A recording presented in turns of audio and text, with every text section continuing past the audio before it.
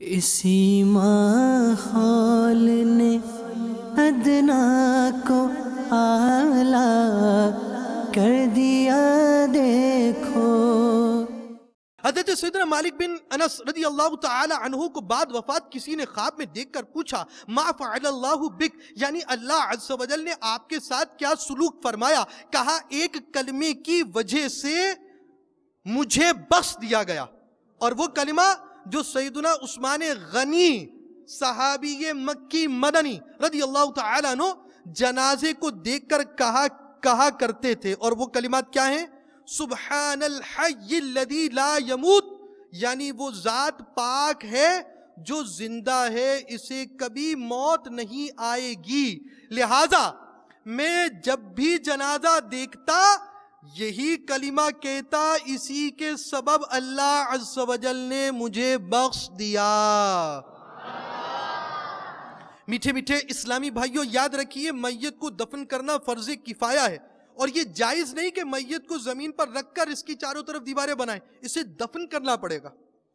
اور اس کی قبر کیسی ہونی چاہیے، یہ کئی معمولات اس کے ساتھ ہیں۔ آج ہم ان چیزوں کو سیکھتے نہیں ہیں، حالانکہ اس کی بہت زیادہ اہمیت ہے۔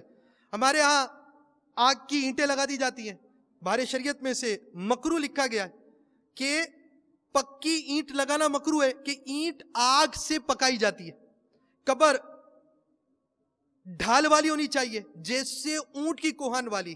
آپ کے والد صاحب کا نماز جنازہ ہے، آپ کے والد صاحب کی آخری آرام گاہ ہے۔ ہم کسی اپنے بزرگ کو، اپنے عزیز کو گھر پہ رکھتے ہیں، مہمان کو گھر پہ رکھتے ہیں، اس کا اکرام کرتے ہیں، اس کی عزت کرتے ہیں، اس کے رہنے کے معاملات کو دیکھتے ہیں۔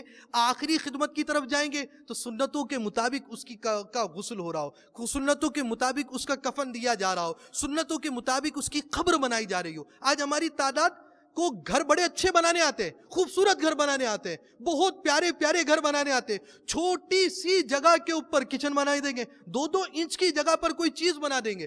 آج کل کے معمار تعمیر کرنے والے افراد، کنسٹرکٹر اتنے زیادہ ایڈوانس ہوتے ہیں کہ چھوٹی سی جگہ پر لاکھوں روپے کی ڈیکوریشن کر اسے بڑا خوبصورت بنا دیتے ہیں۔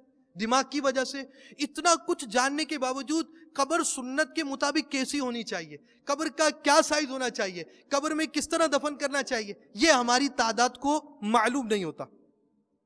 اور جس کے ہاں انتقال ہوتا ہے اس کی تعزیت کو بھی نہیں جاتے، حالانکہ ایسے موقع پر صرف میت ہی کا لحاظ نہ رکھا جائے، میت کے ساتھ ساتھ وہ اقارب، عزیز و اقارب ہیں، ان کے بھی کچھ حقوق ہیں۔